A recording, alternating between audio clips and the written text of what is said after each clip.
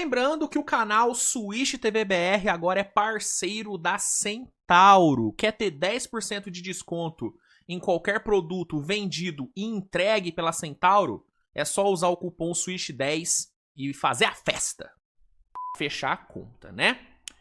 Seguindo, indo para os jogos de terça, o que a gente teve? A gente teve surpresa, né? A gente teve o Sixers vencendo o Boston Celtics lá no TD Garden, né? O Celtics com a chance de fechar a série em casa, não conseguiu, né? O Sixers, né, com um jogo monumental de Joel Embiid, né? O vintage Embiid aparecendo, né? O Sixers venceu por 103-97, né? Um grande segundo tempo do Sixers, ao mesmo tempo que foi um grande segundo tempo do Embiid, né? Essa vitória do Sixers, ela passou 100% pelo Embiid, né? Todo o plano de jogo do Nick Nurse, ele foi baseado no Joel Embiid, né? Todas as jogadas passaram por ele. No primeiro tempo, pelo fato dele, né, ter demorado muito para tomar decisões, acabou que o Sixers não conseguiu ser tão produtivo no primeiro tempo. O Celtics conseguiu ser melhor. Mas no segundo tempo, com o Embiid tomando decisões mais rápidas, né, sendo mais... resolvendo as jogadas mais rápido, né, pegando a bola já arremessando ou já achando um passe, o ataque do Sixers ficou bem mais dinâmico, ficou bem mais produtivo. E o Celtics, por ter tido uma noite terrível nos arremessos, né, tijolando tudo, especialmente nosso querido Derrick White, que vem fazendo uma série horrorosa, né?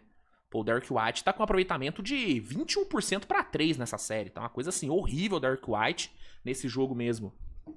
Foi mais uma apresentação muito ruim dele. Ele vem compensando na defesa, né, cara? A defesa do Derrick White, ela vem sendo boa, mas ofensivamente ele tá muito abaixo. E aí, sem ter o resto ali para compensar, acabou que o Celtics não conseguiu vencer, né? O Sixers dominou o segundo tempo, com o Embiid brilhando.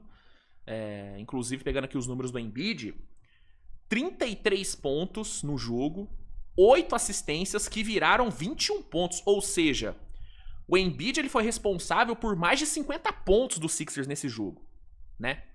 Uma coisa impressionante o que o Embiid jogou. Impressionante. E isso tudo, basicamente 20 dias depois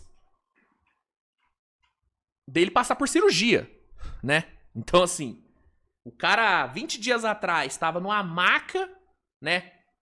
Passando por a cirurgia ali no apêndice, removendo o apêndice.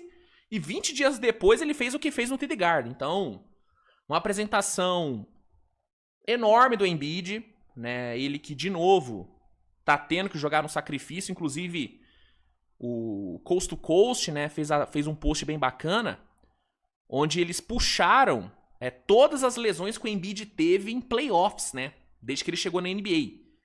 E é impressionante, cara. Porque, 2018, uma fratura orbital e concussão. 2019, tendinite grave no joelho. 2021, uma lesão no menisco. 22, lesão no ligamento do polegar. Em 22 também, fratura orbital. 2023, uma lesão grave no olho. 2026, agora, pós-cirúrgico de apendicite e uma hiperextensão no joelho que ele sofreu nesse mesmo jogo, né? Ali no terceiro quarto, né? No finalzinho do terceiro quarto, ele sofreu uma leve hiperextensão, mas ele voltou pro jogo e terminou o jogo bem. Então, é uma coisa impressionante, cara. O Embiid, ele não consegue chegar saudável no playoff, cara. Só que mesmo assim, ele ainda tem números incríveis em playoff. Ele ainda tem, assim, ainda segundo o post do Coast to Coast, dos 61 jogos possíveis do Sixers em playoffs na era Embiid, ele só ficou fora de 10. Mesmo com esse tanto de lesão. Então, é óbvio, a gente critica muito o Embiid por ele nunca chegar a 100%, mas mesmo não chegando 100%, dificilmente ele deixa o Sixers na mão no sentido de não jogar. Ele sempre dá um jeito de jogar. E isso pra mim tem muito valor, mano. Isso pra mim tem muito valor. Isso mostra um compromisso foda. Porque, infelizmente, cara, o jogador não controla se ele vai machucar ou não. Ele não controla. Tem coisas que o jogador não tem controle. Por isso que eu falo, né, que disponibilidade é uma qualidade absurda né? Uma qualidade que tem muito valor hoje em dia na NBA. Porque o cara não machucar, irmão, é aquilo, é uma qualidade, é uma intangível das mais valiosas que a liga tem hoje em dia. Infelizmente o Embiid não tem essa qualidade, ele não consegue ficar saudável. Só que mesmo não conseguindo ficar saudável, ele sempre joga, sempre dá um jeito de jogar. E na maioria das vezes, ele entrega, faz a diferença. Assim como ele fez diferença nesse jogo. Se não é ele, o Sixers não teria ganhado. O Sixers estava eliminado se não fosse ele, né? Então, a gente critica bastante, eu critico bastante o Embiid, né? Nos últimos meses eu peguei um bodezinho do Embiid, né? Meio que dei uma largada de mão dele. Mas a gente tem que dar a César, mano. Se tem uma coisa que o Embiid não é um cara foda-se. Ele não é um cara foda-se. Ele não é um cara que machuca e se escora na lesão. Não. Machucou? Beleza, o que eu tenho que fazer pra jogar? Dá pra eu jogar? Quando eu tenho que jogar? Quando eu posso jogar? Ele é um cara que ele nunca fica de fora, mano. Assim, se ele puder, ele vai dar um jeito de jogar. Isso é muito foda. Isso eu admiro pra caralho no Embiid. Nesse jogo, vindo de cirurgia, sofrendo um problema no joelho, decidiu o jogo, cara. Decidiu o jogo. Inclusive o Embiid, com essa atuação de 33 pontos nesse jogo, ele se tornou o 6º pivô na história dos playoffs com mais jogos de 30 pontos, cara. É um absurdo, cara. Ele é impressionante. É por isso que eu falo, mano, o Embiid, ele... Quando ele terminar a carreira, o Embiid, ele vai ser um dos maiores ICs da história do basquete, mano. A gente fala muito sobre o IC do Derrick Rose, o IC do Brandon Roy. Pô, se esses caras não tivessem machucado, o que eles seriam na liga, o que eles poderiam ser. Cara, o Embiid, ele vai ser o maior IC da NBA, mano. Porque a gente tá falando de um jogador que no seu auge, saudável, ele rivalizou com o Jokic. Ele foi o único pivô na era Jokic que rivalizou de fato com ele. Rivalizando no sentido de muita gente achar que o Embiid era melhor do que o Jokic. Eu, inclusive, durante um tempo, defendia que o Embiid era melhor. Mesmo eu sendo um Jokic maníaco. O Jokic, inclusive, tá aqui no meu cenário. Tá aqui, eu sou fã incondicional do Jokic. Mas durante um tempo, eu tinha Embiid muito forte.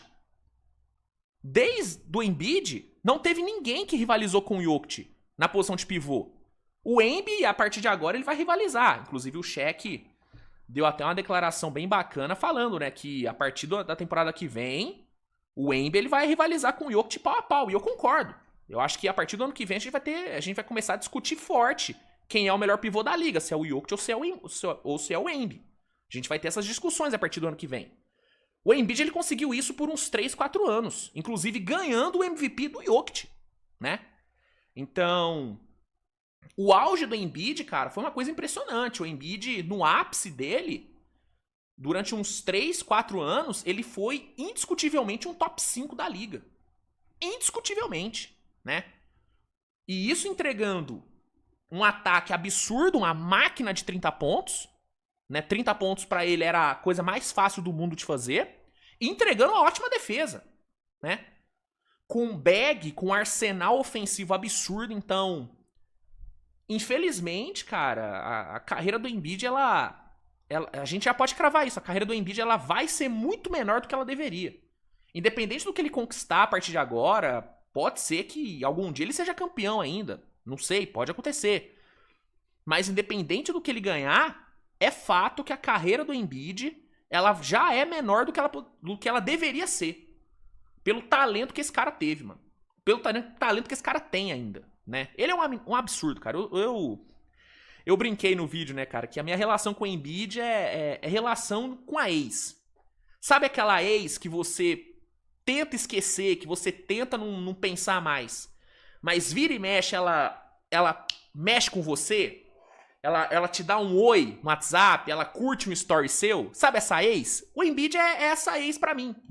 Eu tento largar a mão dele, eu tento desistir dele, eu tento, sabe, não pensar mais nele. Mas aí vem numa terça-feira e ele faz o que fez no TD Garden.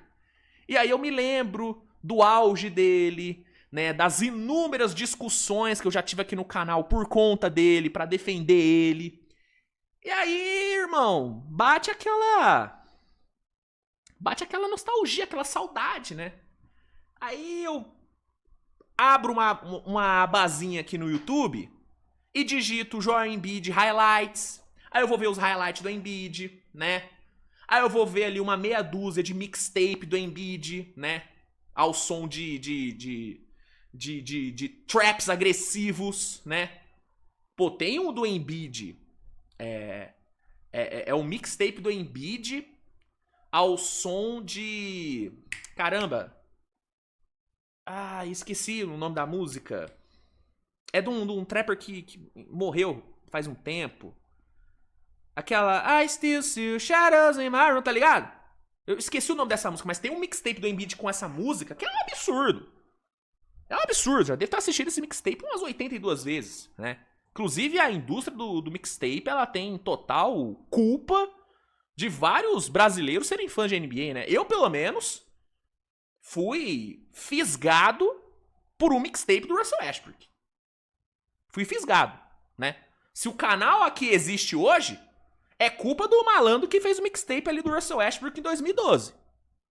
Né? Porque eu já tinha acompanhado a NBA antes, né? Eu já tinha assistido, já tinha tido contato com a NBA antes. Meu primeiro contato com a NBA foi em 2008, né? Onde, de forma totalmente sem querer, eu assisti um dos jogos, né, das finais entre Celtics e Lakers daquele ano.